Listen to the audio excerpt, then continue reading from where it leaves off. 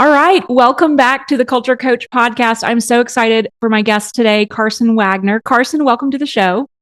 Yes, thank you so much for having me, Wendy. Absolutely. I'm so excited to talk about your company, culture, all the things. So, why don't you start by telling us a little bit about your business, Lifetime of Love Nannies? Yes, I founded Lifetime of Love Nannies back in 2019, right before COVID has happened, as everyone can remember. And I just realized I'm locally based here in Reno, Nevada, and I realized a large demand for childcare that was inclusive in accepting of all capabilities, in addition to 24/7 childcare. We are a mini Vegas out here, and we did not have any 24/7 childcare options. So I launched my agency, and since launching, we have 3 locations now, about to have a fourth. And we do all household staffing. We do newborn all the way up to senior care and home. Wow, that is extensive. And good for you for finding, a need in the community and filling it. I think that's so great. And it's obvious that it is a need with the growth that you're having. How long ago did you say that you started it?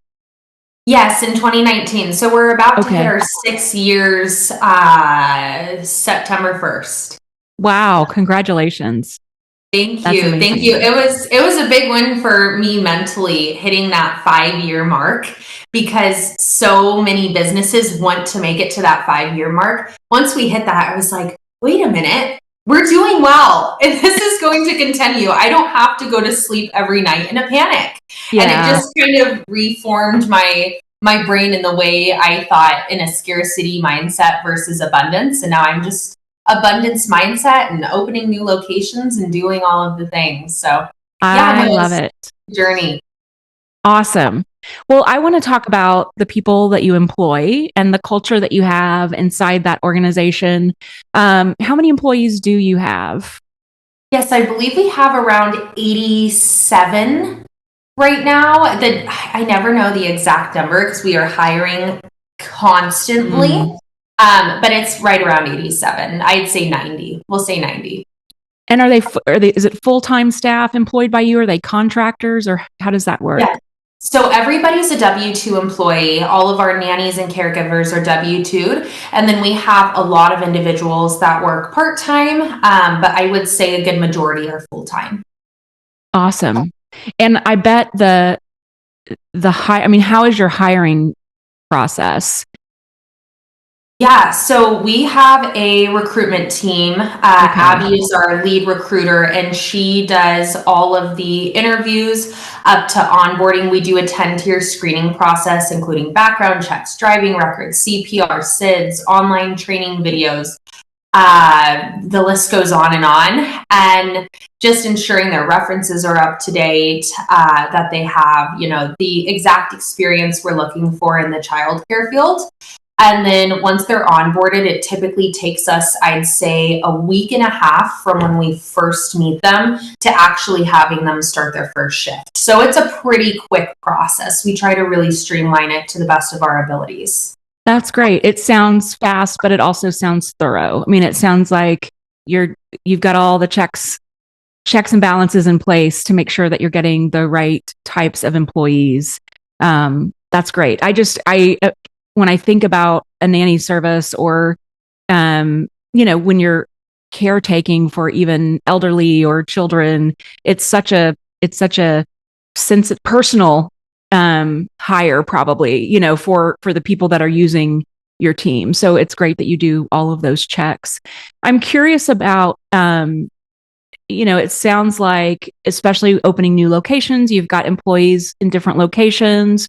How do you make sure that employees are feeling engaged and supported when they're dispersed like that?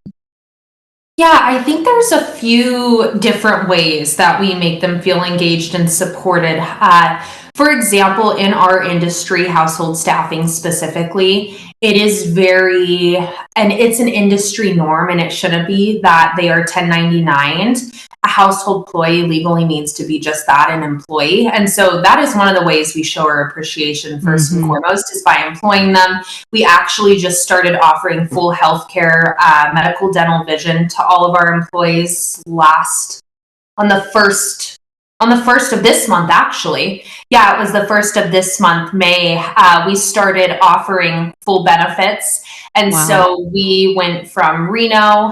We had a big donuts and coffee and let's talk benefits. And then we flew out to Vegas and we did a dinner with our Vegas team and spoke about benefits. And then we also have a nanny group chat. And so we really encourage our nannies that if, they're in homes, so we're not in a facility. So creating a culture can be really a challenge as we're not face to face with them. The families are. And so getting the nannies engaged and, encouraging them to do play dates and take their kids and then have another nanny take their kids and set up play dates. Or we'll also do things like we do a family beach day in Tahoe where we have all of the nannies bring their actual kids and their families, and we go up and we do paddle boards and sandwiches and all the different kinds of things. We do a big Christmas party every year. We're constantly partnering with different local businesses.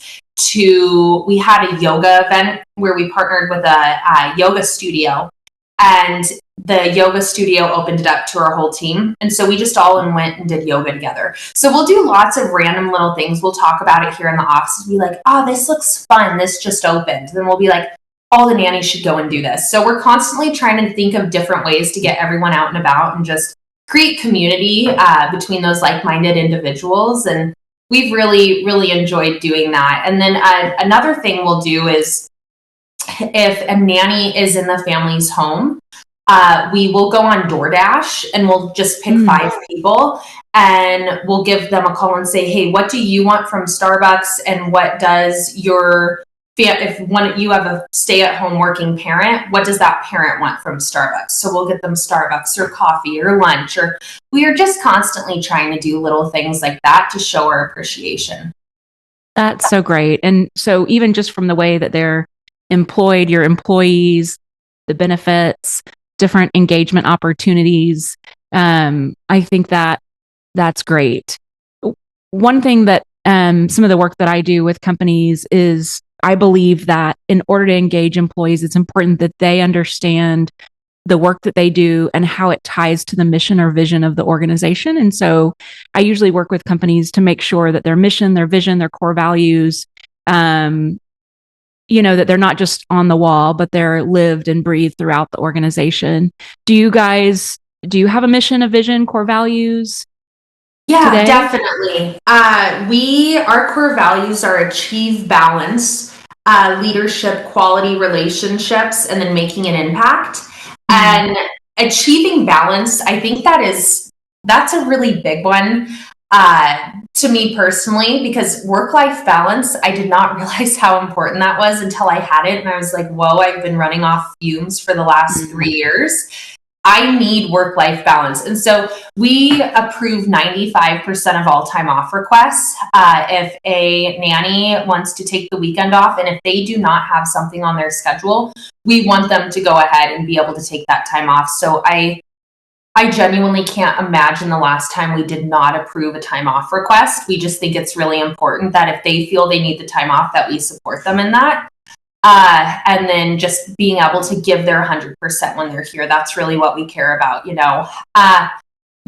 I think as far as our core values go and, instilling in the nannies, like you said, it's such important work and so personal, as you stated. We're in families' homes and we're caring for the most important thing in their whole entire world. We're caring for their world. And so it really is such an impactful job and meaningful job that we're forming the next generation, and we don't take that lightly. And we really go over that in our trainings and just in our newsletters and the different things we send out, or calling the nannies, of how important their work is that they do. Like, they are making such a difference. It is one of the most important things, in my opinion, as far as job duties go, is caring for a teeny tiny human that's growing. So yeah, our core values are something we really hold near to us. And that's also one of the things that we look at when we make a hiring decision, to make sure that we feel that that individual aligns with our core values. And we've started, it was always hard for me in the beginning to fire, terminate, let go, whatever word we want to call it. It was always really hard for me to do that. I'm more of an introverted person by nature, so it was hard to pull the trigger if somebody did not align. And so once we had created our core values, because we didn't have them in the beginning, I didn't know what core values were when I started business. And so once I knew what they were and we created them, I realized making those hiring decisions based off those core values, the quality of candidates we have is phenomenally greater than what we had prior. And then also making those hard decisions of, hey, this person, it's not personal, but if I look at my 4 core values and this person does not fit one of those, that just means they're not a good fit for the agency, and that's okay. And so it's made it a lot more, it's made it a lot easier to know when someone is a good fit and when someone isn't, because we have those values to look at. And if someone doesn't align, we don't want them in this organization. That's such a great angle, if I think about it, for leaders that may be listening that struggle with that as well, because I see that a lot with clients. That, I mean, we know that if there's someone, you know, sometimes we say a bad seed or someone that's not a right culture fit, and you, maybe they're doing a good job, but so you don't want to pull them out. But once you finally pull them out, you realize how many people it was impacting that they were in the business. And, you know, so I think for leaders to understand that when you have those core values and you can really hire and fire against those, it really creates a better environment and supports your intention for the type of culture that you want to have in your organization. So that's great. I love that. Yeah, no, most definitely. And, you know, just looking and saying, you know, is this person building quality relationships? Are they building a quality relationship with us, you know, when we first interview them? Is this person to have leadership qualities? They need to have leadership qualities. If they're caring for a teeny tiny human, we need to make sure that they can take initiative and make the right decisions, especially on a whim. So yeah, no, it's really helped us overall on our hiring and retention and everything in between. And then it also is great for the employees because they know exactly what to expect with us because we're following those values, and then we just ask that they do as well. So I think it's a really great balancing act. I love that. So I can imagine, but correct me if I'm wrong, that you have probably multi-generations in your workforce. Is that true? That's definitely true. I would say a good majority of our employees are probably between the ages of 20 to 30 years old. Okay. A lot of them are in college, getting their childhood development degree, going for their master's, whatever the case is. So we have a lot of college students. And then we also have a really great fair share of mothers who have little ones themselves. And then we also have a pretty good fair share of grandmothers who are empty nesters and now they want to hold babies again. So yeah, I would definitely say multi-generational. Yeah, I get that. I am a empty nester, and I can imagine just being able to help with babies would be so exciting. But I'm curious about how you engage. I mean, you've talked about some of the activities that you do. Do you have to think differently about engaging employees when you have the different generations, or is it pretty consistent? You know, that's something I haven't really thought much about. That's a really great question. I think, we really try to be diverse in the different activities that we do or the different events that we host. And so we may do a very active event, and then we may do a very chillaxed paint and sip event. And we kind of try to target everything of like, hey, someone may be super adventurous here. Someone may just really want to crochet and paint and have a girls' night in. So I think that we try to do a little bit of everything that's kind of geared towards anyone and their interests. I wouldn't say there's much of a difference from an employee that's in college up to a grandmother themselves as far as engagement goes. I've seen that no matter what the age demographic is or who it is, they want community. They really want that community and that camaraderie. And so it's really awesome to see just people get together and friendships being made where they probably would have never met each other prior. But since they have that common interest in childcare and helping the next generation, and they're fun and outgoing, that's usually how people are in childcare, that friendships are just made. And it's really a special thing to see. That's so great. I 100% agree with that approach. So many people are talking about, multi-generations in the workplace, but at the end of the day, we all just want to feel like we belong and that there's, like you said, community. And I think, regardless of our age or generation, I think that's important. So it sounds like you're leading in the right way. And so I'm curious, well, first of all, let me ask you is there anything that I didn't ask you that you'd want to make sure that people know about the work that you guys do?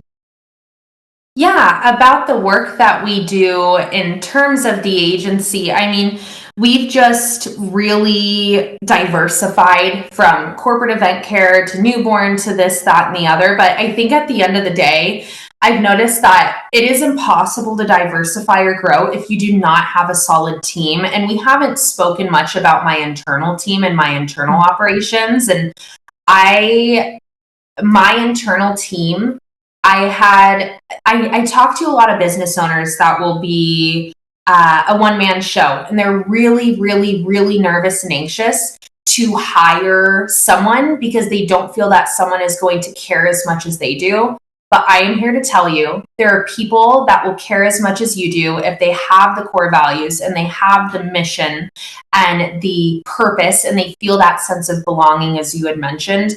My internal team, they are the most fantastic individuals, just people at heart, which make them phenomenal or even more phenomenal at what they do. And I've learned over the years that I am not the expert at everything. I hate to tell myself and my ego that, but I'm not. And finding the things that I need support in and seeing someone just crush it and be so good at what they do is so special. And I think that is what will take our company and has been taking it to the next level in terms of growth.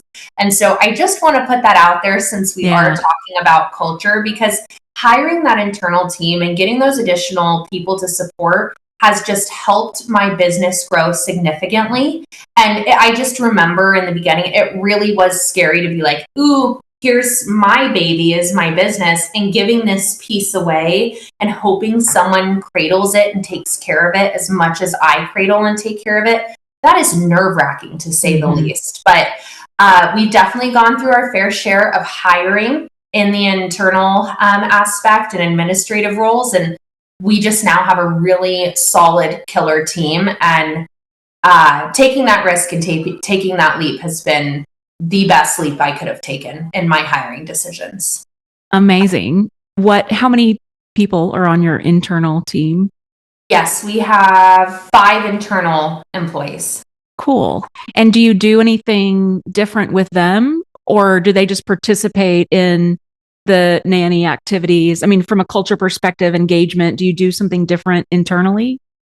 Yeah, I would say we definitely do. I mean, we have a corporate location that I'm sitting in right now. So we see each other on a daily basis over the last, I think everyone's been with me for at least 3, if not more years in here. And so we've just really became like a family in here. I mean, we we go, Christine in my office, she's a mother of 3. And so we'll all go to her kids' birthdays, and I love her kids to pieces. They come in the office, people's moms, dads, grandparents will come and stop by in the office. It's just like a big family dynamic. And we had an old location, and we just had purchased our commercial property back in December. And one of my big reasons for purchasing this property versus where we were located is this is much more central. And I had the vision of us being able to take e-bikes and scooters and walk to all the fun little local businesses. And so we found this property, and every single day we are taking our breaks, walking in the sun, going to get coffee, going to a random yoga class on a Thursday. We just kind of go to our own rhythm. And one thing I'll also mention is, and this may be controversial and something others are like, I would never do that, but I do not want to tell my internal team that they need to be here from 9 a.m. to 5 p.m. Monday through Friday. I just want them to be able to give their 100% when they're here. And if they feel they can't give that 100% anymore, I want them to feel that they can leave and that they don't feel stuck. And so our internal team strolls in any time between 8:30 to 10 p.m. or 10 p.m., 8:30 a.m. to 10 a.m. I'm not that lenient, depending on their day. So yeah, I really try to make it a very relaxed work environment in here, so they're happy and they feel appreciated.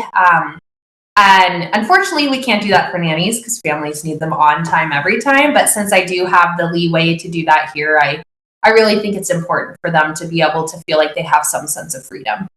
Yeah, I think that's a great practice. And the trust that you're instilling in them is empowering. And I would imagine that you're seeing the productivity levels, regardless of, when they come in, because because you're giving them that trust to be able to get the job done when and where they need to.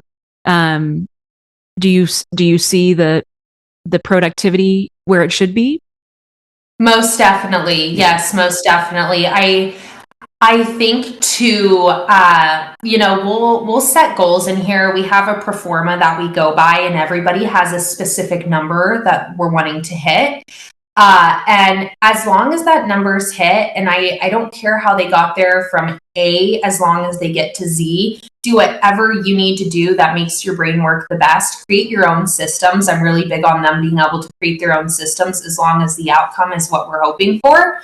And it's honestly been fantastic. It really has. They are phenomenal and so much better at their roles than I was in their roles when I was doing the whole juggle. They're just pros when it comes to it. And they really care about the business, and they know my vision, and they support me and the vision. And it really is like, the word team is an understatement when it comes to my internal team. I genuinely do not know what I would do without them, because they help this ship sail. And same with our nannies. We would not be here if it wasn't for our nannies. So I just think keeping that culture and really having a huge focus on that culture and spending the money, time, energy on improving it has been phenomenal for us and my organization, to say the least, because the more we can retain, the more we can grow, the more our clients are happy, the more we have good, positive word of mouth and feedback. It really stems from the culture in the beginning. And I do not know how in the beginning I went without having core values or a culture, or at least I didn't know what the heck my culture was. I mean, I was 19 when I started my business, so I had no clue. But yeah, no, it's really, really special, just to see that it really is. And we're looking to hire more in our internal team. And typically what we do is we'll just say, okay, what are all the things that you don't feel like you're the best at doing? Awesome. Okay, let's create a position for that and find someone that's super awesome at this. So yeah, we're just kind of going to a different rhythm and just doing what we feel works. And then when it doesn't, we try to innovate and change it and, have fun while we're doing it. Well, it sounds like it's working for you, and that's awesome. I mean, honestly, it sounds like somewhere I'd love to work. So, aw, thank you. Yeah. Thank you. So what advice would you give leaders that might be listening about anything they can do to create an environment really that allows others to bring their true self. I mean, you've really explained what you are creating is something where people can show up and get work done the way they want to get done. But what advice would you give leaders to create that as well? Yeah, I think really just asking your employees what do they want. I mean, we have the 5 love languages and everyone wants to receive in a different way. And I think just seeing what specifically does each employee, do they want words of affirmation? Are they into gift giving? Like what makes the most sense for them and what makes them feel the most appreciated and full? And then also just in a group setting, I think there's a good balance of personal and professional. And I've learned that I don't have to be full on professional robot mode all the time.